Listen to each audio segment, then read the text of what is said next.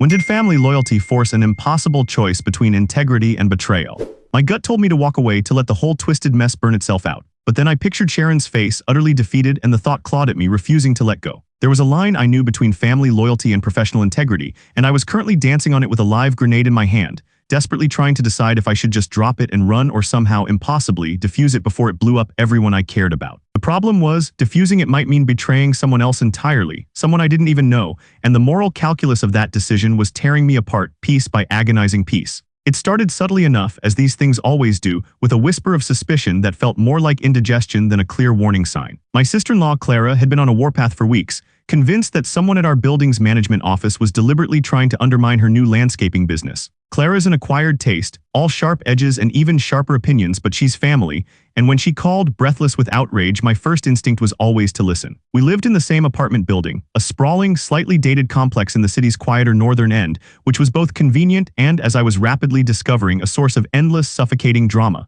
My wife Lena was Clara's younger sister, and she'd long since mastered the art of selective hearing when it came to Clara's grievances. Me, not so much. I was Vincent Ali, 45M, a project manager for a mid-sized tech firm, and my greatest flaw, Lena often reminded me, was my unfortunate tendency to try and fix everything, even when it wasn't broken and especially when it involved family. Vincent, I'm telling you, they're sabotaging me. Clara had fumed over the phone, her voice tinny through the bad connection as I stood on my small balcony, looking down at the meticulously kept communal gardens. Every bid I put in, someone undercuts me. And now the last two proposals vanished, completely vanished from the portal. It's gotta be someone inside, I hummed noncommittally. Clara was prone to hyperbole. Her business, Green Dreams Landscaping, was fairly new and the market was competitive. But a few days later, she showed up at our door, waving a printout of an email that had somehow been intercepted and forwarded to her by an anonymous source. It was a thinly veiled, derogatory assessment of her company's capabilities, sent from a generic management email addressed to another vendor. The tone wasn't just unprofessional, it was personal, almost vindictive. That's when my ears perked up. This wasn't just business rivalry, this felt like a grudge. The email's contents weren't publicly accessible, meaning someone with internal access had leaked it.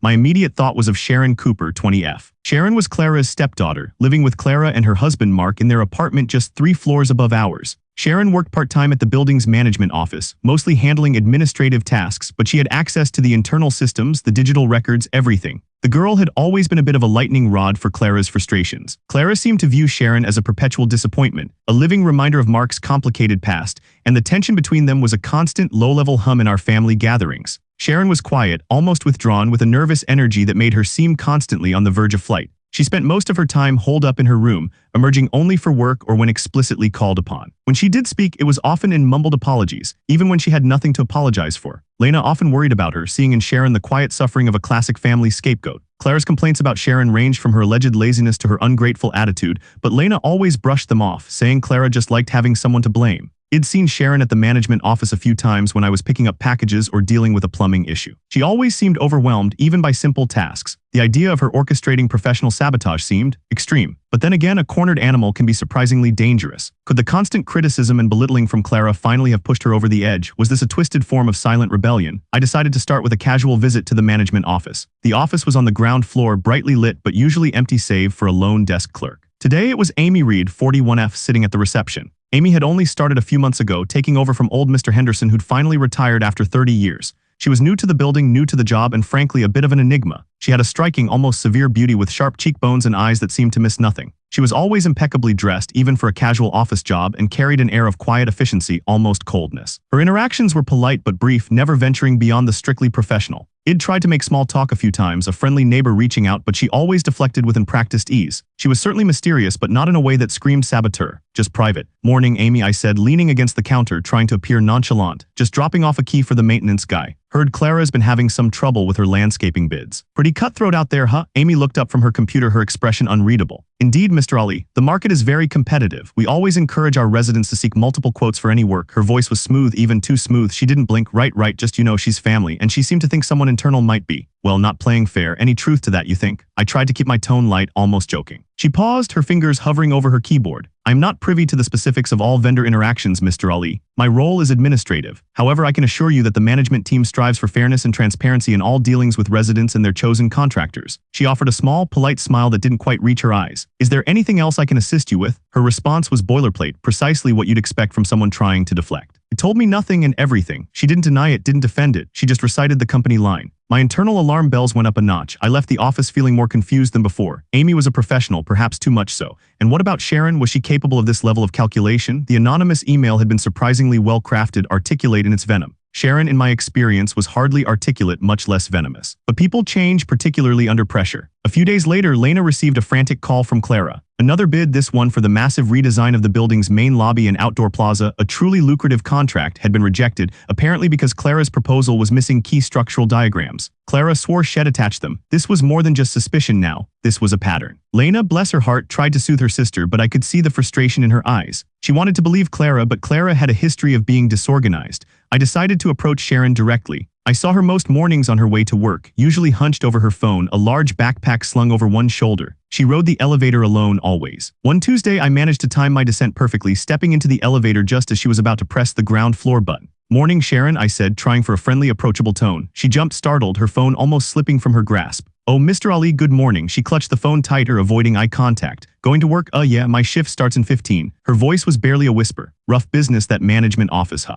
Must get a lot of interesting characters coming through." She gave a nervous laugh. "It's fine, mostly just paperwork. You know, Clara's been really upset lately about her bids. Missing documents, emails getting forwarded around, says it feels like someone's trying to mess with her." I watched her closely. Her shoulders tensed almost imperceptibly. "Oh yeah, I heard her talking about it. That's too bad." Her gaze remained fixed on the digital floor indicator as it counted down. "We were almost at the ground floor. You have access to all the internal stuff, right? The vendor portals, the email servers, all that." She swallowed hard, some of it just for filing mostly. She still wouldn't look at me. Her knuckles were white where she gripped her phone. "Any idea who might be doing it? Someone new? Someone with a grudge against Clara?" I pressed, trying to inject genuine concern into my voice. I was laying it on a bit thick, but I needed a reaction. She bit her lip, then shook her head slowly. "No, I really don't know. I just do what Amy tells me." Her voice was so low I almost didn't catch it. "Amy?" I raised an eyebrow. "She seems pretty new herself. You think she'd be involved in something like that?" Sharon shrugged, a tiny, almost imperceptible movement. "I just process the applications. Amy handles the rest." The elevator doors dinged open and she practically darted out, muttering a quick "Have a good day, Mr. Ali," before disappearing down the hallway. Her reaction confirmed nothing but contradicted nothing either. She hadn't denied anything outright, and her eagerness to deflect to Amy felt like a flimsy shield. Was it genuine fear of a superior or a convenient excuse? I spent the next few days mulling it over, the moral dilemma churning in my stomach. If it was Sharon, do I expose her, knowing what Clara would do to her, knowing it would shatter the already fragile family peace?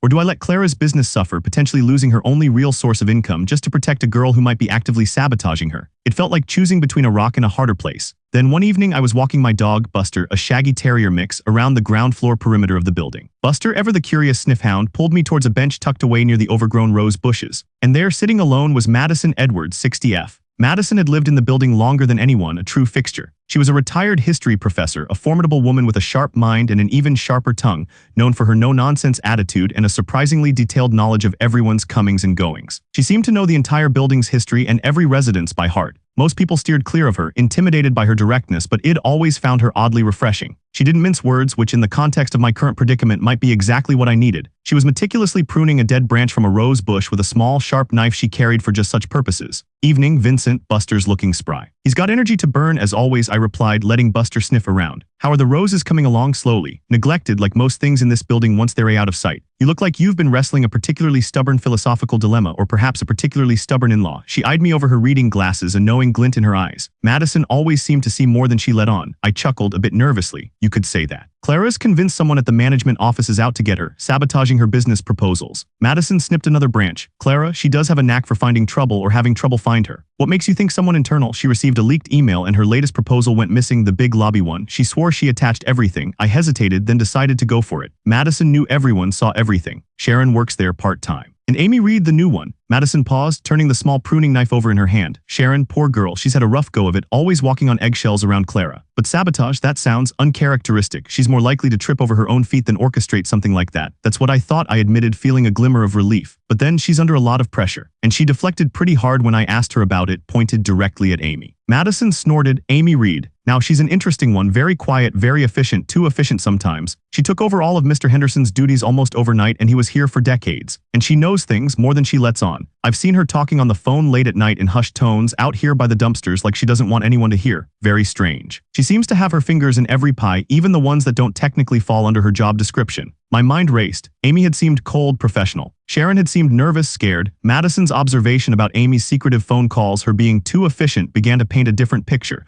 a more unsettling one. Sharon's deflection didn't feel like an excuse anymore, it felt like fear. Fear of a superior, perhaps. Amy had a position of authority, even if only administrative. What kind of things? I asked, leaning in. Madison gave me a wry smile. Oh, just little things, like the sudden change in cleaning contractors last month, supposedly a cost-saving measure, but the old company had been here forever and the new one is less thorough. And the new security camera system that went in far more expensive than the previous quotes, but pushed through very quickly. And Amy was the one who seemed to be managing all the paperwork for both of those transitions. She seems to have a peculiar knack for getting things done precisely the way she wants them to be done, regardless of prior arrangements. She paused, looking at me intently. You know, Vincent, sometimes the quiet ones are the most dangerous. They observe everything and they plan. Unlike Clara, who just broadcasts her intentions to the world. This conversation shifted my entire perspective. The weight in my stomach didn't disappear, but its nature changed. It wasn't just about protecting Sharon from Clara's wrath anymore. It was about uncovering what Amy Reed was truly up to. If Amy was behind it, she wasn't just sabotaging Clara, she was likely running some kind of long con within the building management itself. This wasn't just in-law problems,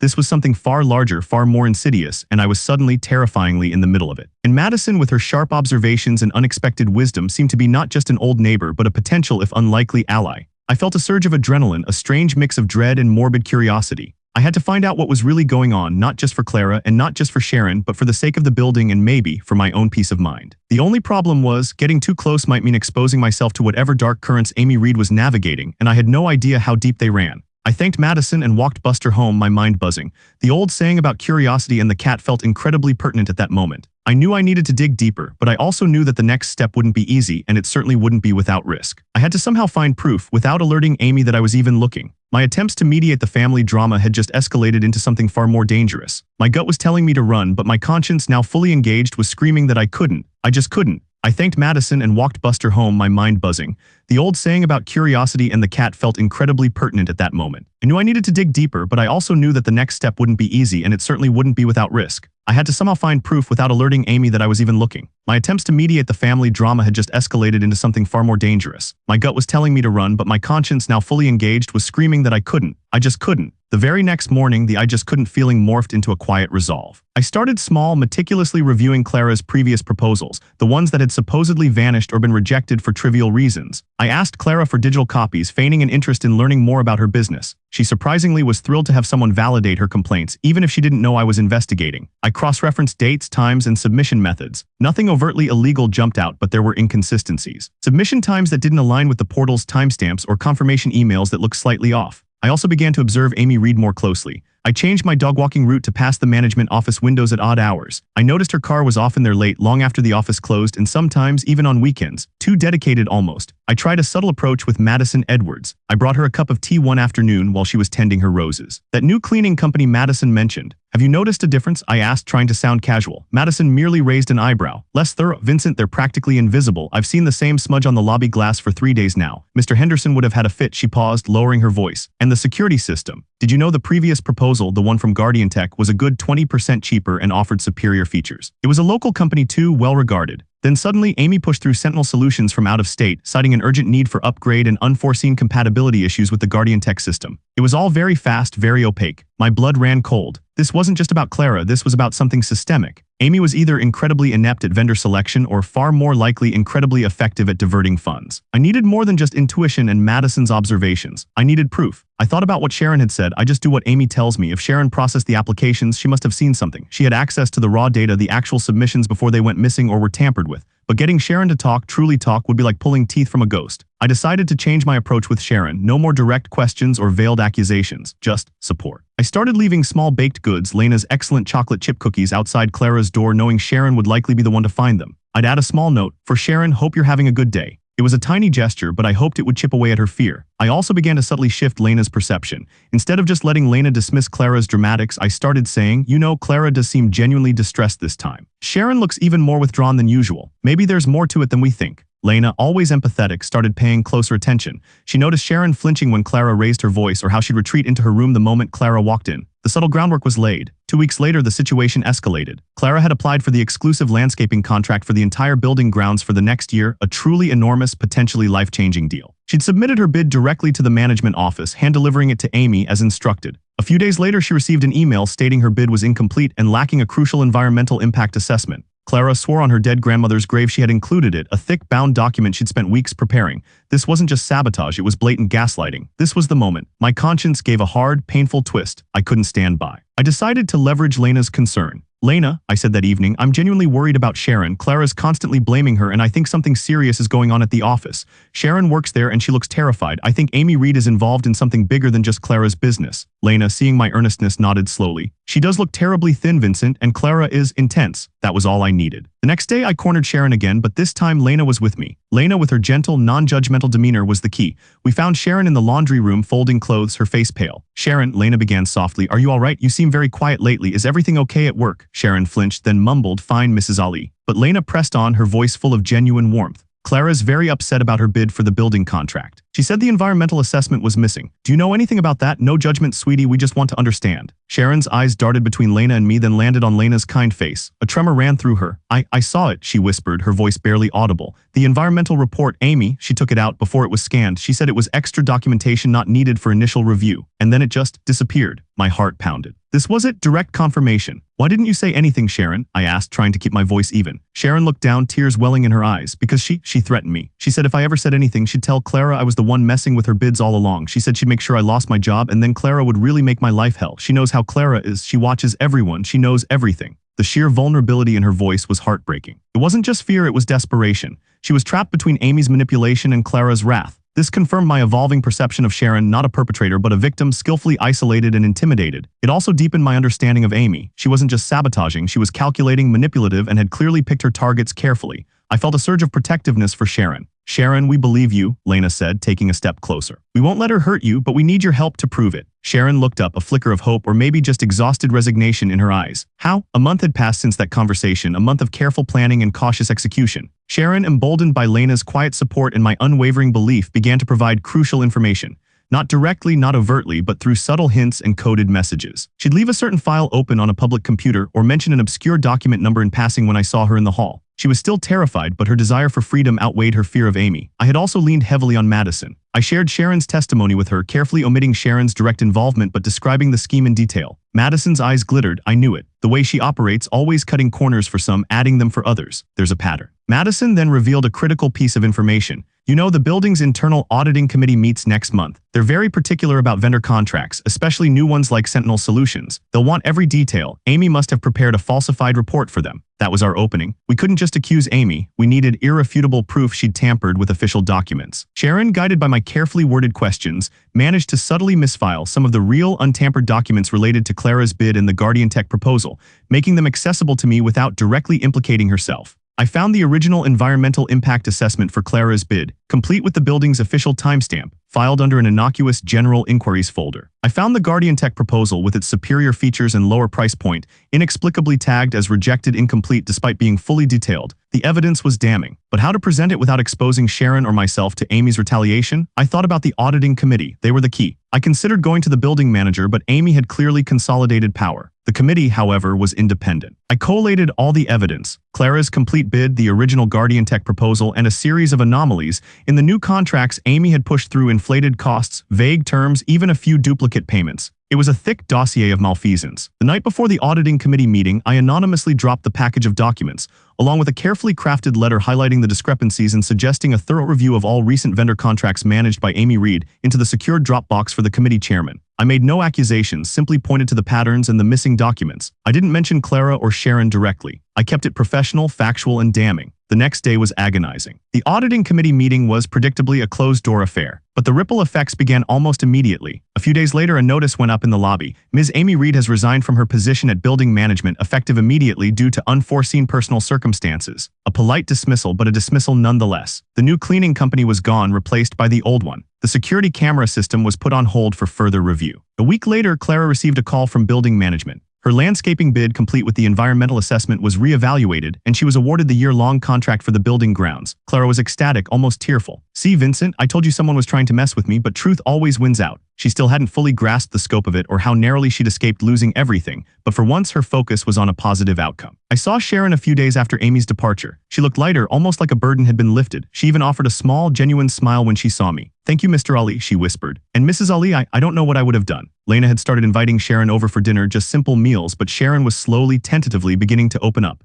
She talked about wanting to go back to school to study something in graphic design. Lena, with her boundless encouragement, was already looking into local community college programs. The family dynamics hadn't magically healed. Clara still had her moments, but the constant underlying tension between her and Sharon had significantly lessened. Clara, busy with the new contract, was less focused on finding fault with Sharon. And Sharon, no longer living under the thumb of Amy's threats and Clara's constant criticism, found a quiet confidence, a burgeoning sense of self. My perception of Sharon had completely shifted. From the frightened scapegoat, I now saw a resilient young woman who had endured immense pressure and emerged with a little help, ready to build her own future. I realized my own initial judgment had been clouded by Clara's narrative and Sharon's fear. I had almost dismissed her as capable of malice when she was merely a desperate survivor. I understood then that my role wasn't always to fix, but sometimes just to listen, to observe, and to provide the space for others to find their own solutions. The in-law problems were still there in the background hum of family life, but they no longer felt like a live grenade. They were just family, messy and complicated, but ultimately capable of growth. And me, my gut still told me to run from unnecessary drama, but my conscience now had a clearer compass. I hadn't betrayed anyone, but I had protected the vulnerable, exposed a quiet corruption, and in a strange way helped to nudge my fractured family piece by agonizing peace towards a gradual healing. It wasn't a perfect resolution, but it was real, earned, and full of the quiet promise of better days.